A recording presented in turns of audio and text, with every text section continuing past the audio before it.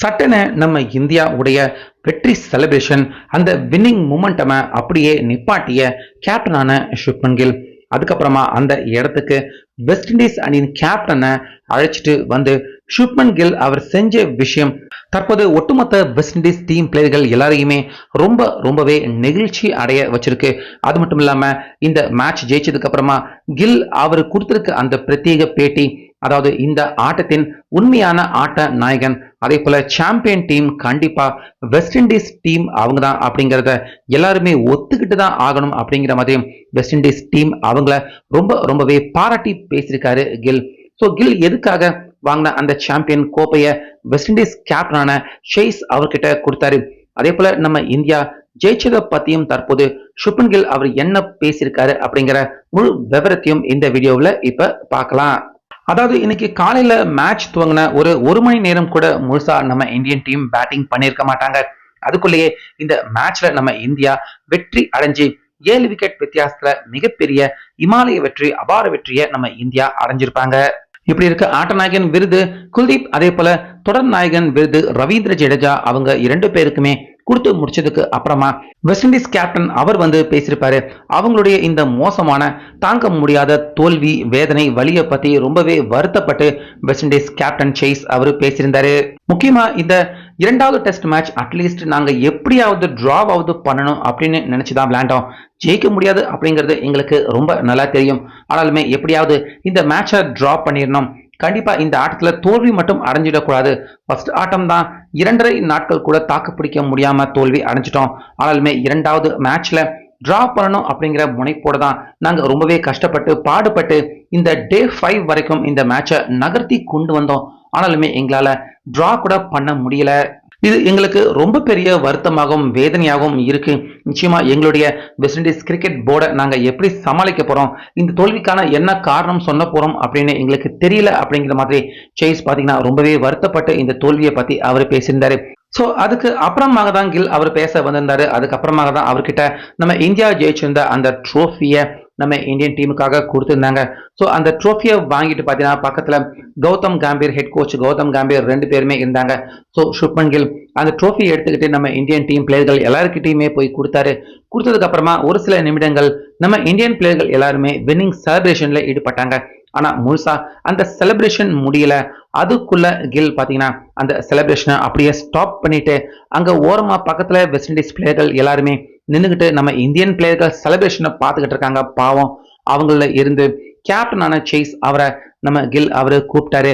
So கூப்பிட்டதுமே அந்த இடத்துல இருந்த வெஸ்ட் இண்டீஸ் கேப்டன் சேஸ் பார்த்தீங்கன்னா அவருக்கு நம்ப முடியாத மிகப்பெரிய ஒரு சர்ப்ரைஸான ஷாக்கிங்கான ரியாக்ஷன், எதுக்காக நம்மளை கூப்பிட்றாங்க அப்படின்னு.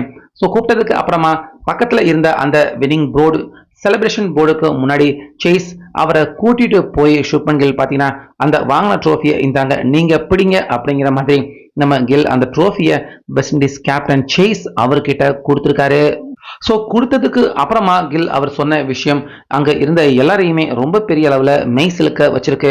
அப்படி கில் அவர் சொன்ன அந்த முக்கியமான காரணங்கள், எதுக்காக அவர் ட்ரோஃபியை கொடுத்துருக்காரு அப்படின்னு பார்த்தீங்கன்னா, இந்த மேட்ச்ல ஃபர்ஸ்ட் நாங்க தான் டாஸ் ஜெயிச்சோம். ஆரம்பத்திலே இது ஒரு மிகப்பெரிய பேட்டிங் பிச், அதனால தான் நாங்கள் ஜெயிச்சது. உடனே நாங்கள் ஃபர்ஸ்ட் பேட்டிங்கை தேர்வு செஞ்சோம். இந்த இடத்துலயே வெஸ்ட் இண்டீஸ் அவங்களுக்கு மிகப்பெரிய ஒரு பின்னடைவு தான் அப்படின்னு கில் சொல்லியிருக்காரு. ஆனாலுமே நாங்க வெறும் 2 நாட்கள் கூட முழுசா பேட்டிங் பண்ணல. அதுக்குள்ளேயே ஒரு 500 ரன் எடுத்தா போதும் அப்படின்னு நினைச்சிட்டு தான் நாங்க 500 ரன் எடுத்ததுமே நாங்க அந்த மேட்சை டிக்ளேர் பண்ணோம். ஸோ நாங்க செஞ்சது எவ்வளவு பெரிய தவறு அப்படிங்கிறத west Indies captain, west Indies whole team எல்லாருமே எங்களுக்கு நிரூபிச்சு காட்டியிருக்காங்க. இதுக்கு முன்னாடி அவங்களுடைய மோசமான அந்த வரலாறை பார்த்து தான் நான் 200 ரன் வெஸ்ட் இண்டீஸ் அணிக்கு ஒரு இன்னிங்ஸுக்கு போதும், 2 இன்னிங்ஸுக்கு 400 ரன்னே அவங்களுக்கு ஜாஸ்தி தான் அப்படின்னு அந்த கால்குலேஷன் அடிப்படையில தான் நாங்க வெறும் 500 ரன்னை கிராஸ் பண்ணதுமே நாங்க டிக்ளேர் பண்ணோம். ஆனா வெஸ்ட் இண்டீஸ் அவங்க ஃபர்ஸ்ட் இன்னிங்ஸ்ல 200 ரன்னை கடந்தது மட்டும் இல்லாம செகண்ட் இன்னிங்ஸ்ல 400 ரன்னை நெருக்கி வந்தது எனக்கு ரொம்ப பெரிய அளவுல ஆச்சரியமாகவும் அதிர்ச்சியாகவும் தான் இருந்துச்சு. எங்க வெஸ்ட் இண்டீஸ் அணி வெற்றிருந்தா நிச்சயம் எங்களுக்கு 200க்கும் அதிகமான டார்கெட்டை இந்த டே 5ல அவங்க நிர்ணயிச்சிருப்பாங்க. ஒருவேளை நிர்ணயிச்சிருந்தா நிச்சயமா இன்னைக்கு இந்த டே 5ல மேட்ச் முடியாம கூட போயிருக்கலாம், மேட்ச் டிரா வரைக்கும் கூட போயிருக்கலாம். எங்களுக்கு விக்கெட்டுக்கான அந்த பிரஷரை வெஸ்ட் இண்டீஸ் அணி அவங்க போட்டிருந்தாங்கன்னா நிச்சயமா நாங்க மேட்சை டிரா பண்ண தான் முயற்சி பண்ணியிருப்போம். ஜெயிக்கணும் அப்படின்னு கண்டிப்பா நினைக்க மாட்டோம். ஸோ ஃபர்ஸ்ட் இன்னிங்ஸ்ல நான் செஞ்ச தவறு, அதாவது இன்னும் விக்கெட்ஸ்கள் கையில இருக்கு, ஒரு 600-700 ரன் கண்டிப்பா எடுத்திருக்கலாம்.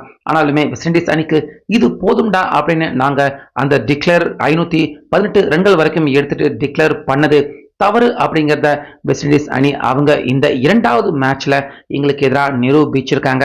ஸோ ஒரு உண்மையான கிரிக்கெட் சாம்பியன்னா இப்படிதான் இருக்கணும். ஏன்னா ஃபர்ஸ்ட் டெஸ்ட் மேட்ச் ஆட்டத்துல வெஸ்ட் இண்டீஸ் அணி அவங்க பிளாண்டா அந்த விதம், இவங்க எல்லாம் ஒரு கத்துக்குட்டி டீம், இவங்களை பார்த்து பயப்படவே தேவையில்ல, நம்ம இந்திய ஜூனியர் டீம் கூட இவங்களை வீழ்த்திடுவாங்களா அப்படின்னு தான் எல்லாருமே நினைக்கிற மாதிரி தான் வெஸ்ட் இண்டீஸ் விளையாண்டாங்க. ஆனா அதுல இருந்து தற்போது செகண்ட் டெஸ்ட் மேட்ச் ஆட்டத்துக்கு அவங்க கொடுத்த கம்பேக்கு கண்டிப்பா வெஸ்ட் இண்டீஸ் அணி அவங்கள பாராட்டுறது தான் அவங்களுக்கு சரியாக இருக்கும்.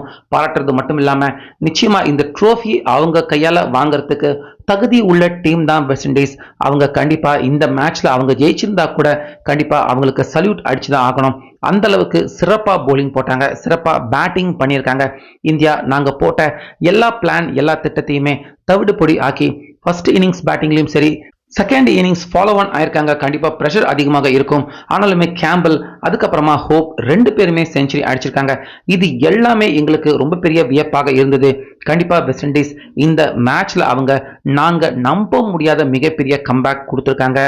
ஸோ அவங்களுடைய இந்த கம்பேக்கு நிச்சயமா வெஸ்ட் இண்டீஸ் அணியை பாராட்டியே ஆகணும். சாதாரணமா வாயால பாராட்டினா பார்த்தாது, நிச்சயமா இந்த ட்ரோஃபியை வாங்கக்கூடிய ஒரு டீம் அவங்க அப்படிங்கிற மாதிரி கில் பாராட்டினது மட்டும் இல்லாம வாங்கின அந்த ட்ரோஃபியை அங்க நின்றுட்டு இருந்த வெஸ்ட் இண்டீஸ் கேப்டன் அவர் கையில கூப்பிட்டு கொடுத்திருக்காரு.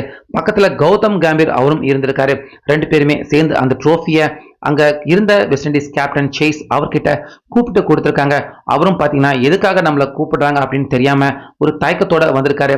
ட்ரோஃபியை வாங்கி அவரும் அந்த வின்னிங் செலிப்ரேஷன் நம்ம இந்தியன் டீம் பிளேயர்கள் கூட சந்தோஷமா அந்த வின்னிங் செலிப்ரேஷன்ல சேஸ் வெஸ்ட் இண்டீஸ் கேப்டன் அவரும் ஈடுபட்டிருந்தாரு. யாரும் எதிர்பார்க்கல திடீர்னு இப்படிப்பட்ட ஒரு சம்பவம் நடக்கும் அப்படின்னு. ஸோ இதன் மூலியமா சுப்மன் கில் அவர் பார்த்தீங்கன்னா இதுக்கு முன்னாடி ஃபர்ஸ்ட் எதிரணி அவங்களையும் தோல்வி அடைஞ்ச அணி அவங்களையும் என்கரேஜ் பண்ணும் விதமா நம்ம MS தோனி அவர் தான் இந்த விஷயத்த முதல்ல செயல்படுத்தினாரு. அதுக்கப்புறமா விராட் கோலி அவரும் நிறைய வாட்டி இந்த விஷயத்த செஞ்சிருக்காரு. அதுக்கப்புறமா சமீபத்திலேயே ரோஹித் சர்மா அவரும் தோத்த அணி அவங்க வருத்தப்படக்கூடாது அப்படின்னு என்கரேஜ் பண்ணும் விதமா ரோஹித் சர்மா அவரும் செஞ்சிருக்காரு. ஸோ அவரை தொடர்ந்து வந்த சூரியகுமார் யாதவ் அவர் கூட இதை சில தொடர்கள் ஜெயிச்சிருந்தப்ப எதிரணிக்காக ட்ரோஃபியை கையில கொடுத்திருக்காரு. ஸோ இவங்க எல்லாருடைய வரிசையில தற்போது சுப்மன் கில் அவரும் இந்த மாதிரி பெருந்தன்மையா நடந்துக்கிறது, அதாவது வாங்குற கப்ப எதிரணி டீம் அவங்க கிட்ட கொடுத்து அவங்களுடைய அந்த தோல்வி வழியை மறக்கடிச்சு அவங்கள மகிழ்ச்சி படுத்தி நம்ம நாட்டை விட்டு அவங்க புறப்படுறப்ப அவங்கள அனுப்பி வைக்கிறது, கண்டிப்பா இது எல்லாருமே செய்யக்கூடிய ஒரு மிகப்பெரிய முக்கியமான ஒரு விஷயம் அப்படின்னு தான் சொல்லணும். அதுவும் ரொம்ப மோசமா தொடர்ந்து தோல்வி அடைஞ்சுக்கிட்டு இருக்க ஒரு டீமுக்கு இந்த மாதிரியான ட்ரோஃபி அவங்க கையில கொடுத்து அவங்கள மகிழ்ச்சி அடைய வைக்கிறது கண்டிப்பா கிரிக்கெட்ல இது மிகப்பெரிய ஒரு இன்ஸ்பிரேஷனான விஷயமாகும். கண்டிப்பா எல்லாருமே செய்யக்கூடிய ஒரு விஷயம் அப்படிங்கிற மாதிரி தான் கிரிக்கெட் வல்லுநர்கள் ரசிகர்கள் எல்லாருமே கில் அவருடைய இந்த செய்கைக்கு அவருக்கு பாராட்டுக்களை சொல்லிக்கிட்டு வராங்க. ஸோ நீங்க இந்த விஷயத்தை எப்படி பாக்குறீங்க, உங்க கருத்து என்ன அப்படிங்கிறத கமெண்ட்ல சொல்லுங்க.